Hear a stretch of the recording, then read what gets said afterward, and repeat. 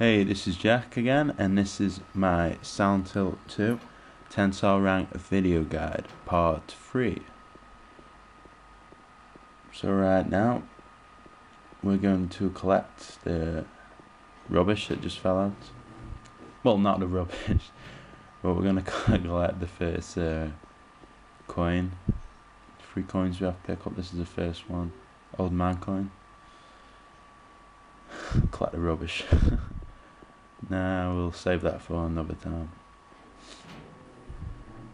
And then we want to enter the courtyard, which is straight ahead after running into it. Now this is the part which is tough to do. Pretty tough. You want to enter the swimming pool area. Probably not like that. It's probably how you do it when you're rushing. I'd take out this guy first because he's by himself. And then there's 2 of them, but they're right next to each other, so I'm not sure what to do here. I decided to shoot them from back here. It's not really the best thing to do, but it actually works well because one of them goes one way and the other one goes the other way. But as you see, I get hit as I run forward.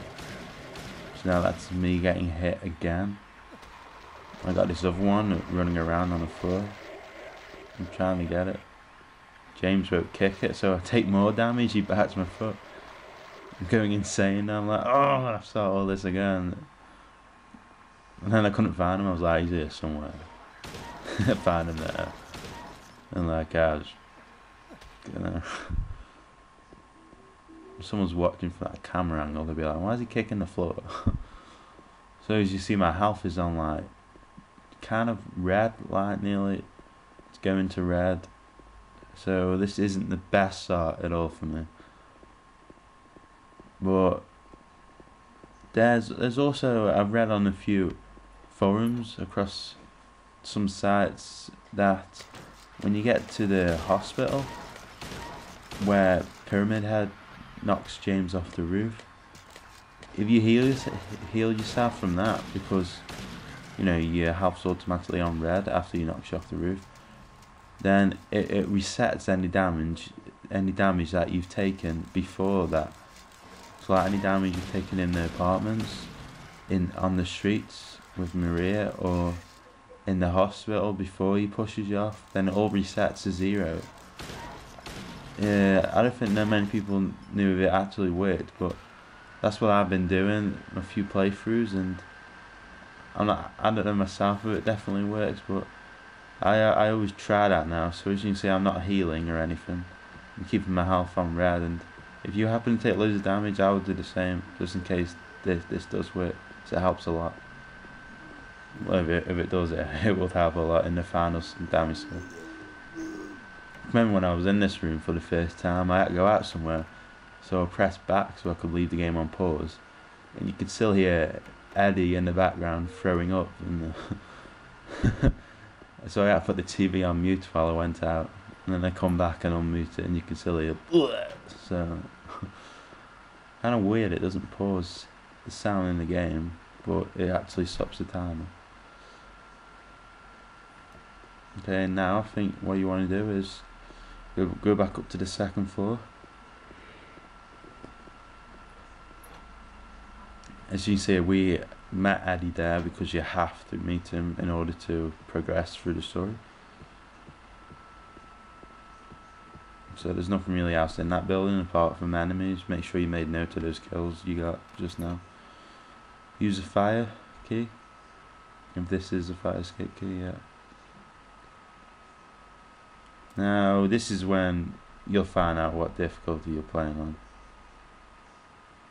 I think so anyway. I didn't make note of it anyway. So you see, I've got a 5, I've got an X2, which is Roman numerals, so that's a 10 and a 2, so that's 12. And I've got a 9 and a 1.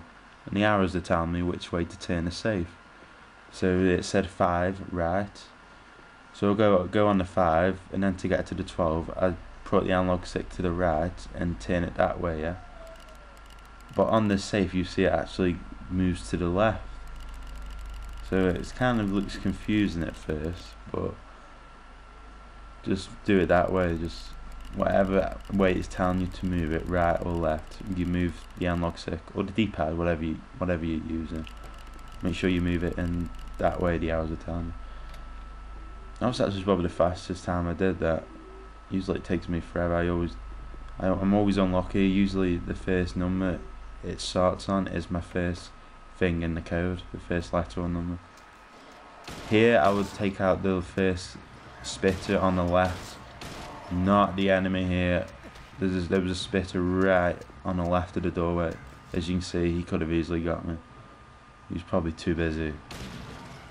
I don't know what he was doing. Probably cleaning the walls. You can see the walls were a mess in here. Probably attacking all the walls in here, using them as target practice.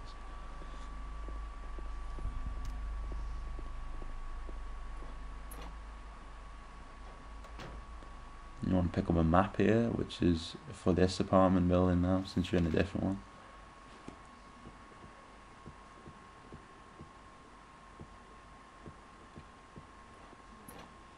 Yeah, there's a creeper in this hallway now, as you can hear. So watch out for him. I've already taken enough damage, so I better be careful with it. As you can see, James just looked at it on his floor. He's like, "Oh, hey, buddy." So I'm trying to remember that. He's right next to the door now for when I come out of it. When I first read a guide, and I found out those were called creepers. I actually, because I couldn't see the creeper in the hallway because it's that dark, I couldn't see it on the floor. I thought there was some kind of invisible monster patrolling up and down the hall, like a giant monster. Instead, it's just this tiny little bug on the ground. As you can see, he's waiting by the door sill, and he bites me. No, more damage. So yeah, that's more damage I've taken now because he's just bit me. Oh, in this room, you want to pick up the third item, the special item, which I just did. The white vial jar thingy. White vial jar. Oh yeah, that makes sense. But it's in the little story for me thing you can play, that separate ways thing. Oh, separate ways of thinking about Resident Evil. I mean the one where you play as Maria and you go fishing with James. Nah, I'm just kidding. But it's a pretty good one, pretty good story. Ends pretty weird, I think. Ends sort of like a episode of Lost or something. As you can see right here, I put them in wrong. I put them in for what the code would be for the extra puzzle. So now I know that I'm playing on hard riddle difficulty, not extra. So I'm gonna have to put them all in again and put them this time for the hard difficulty one. But that's no problem. It's only wasted like what, about 10 seconds, something like that. Not bad at all. 10 seconds, more like 15. Well, that's okay. Like I say, plenty of time to beat it in under 3 hours.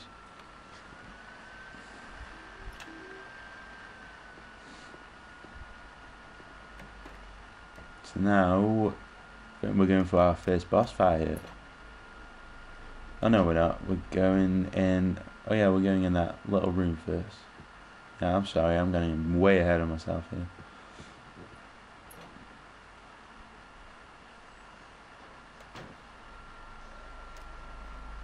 Oh, look at this hole, has no creepers. But you can hear one of those bodies running around. I'm like, no way am I going down there. No way am I. I'm going to end up taking more damage again. So I'll just avoid that lying body on the floor. Just completely ignore it if there's one on yours. They're not worth it unless they're near you. If they're far away, then don't go out your way to get the kill. There's a save point in here, so don't save it. Remember that, don't save it all. And now we're going for our first boss fight. After we take care of the first 2 enemies in a hall here. There's usually only one of them, but because we're on hard, there's 2. Unless you just invited a friend over. Hey buddy, you wanna come stand in the hallway with me? Just stand still for like forever? Yeah, okay. Let's do it. And here's our first boss fight now, which is Pyramid Head. But this will continue next video. I hope you enjoyed this video. And I'll see you next time in part poor.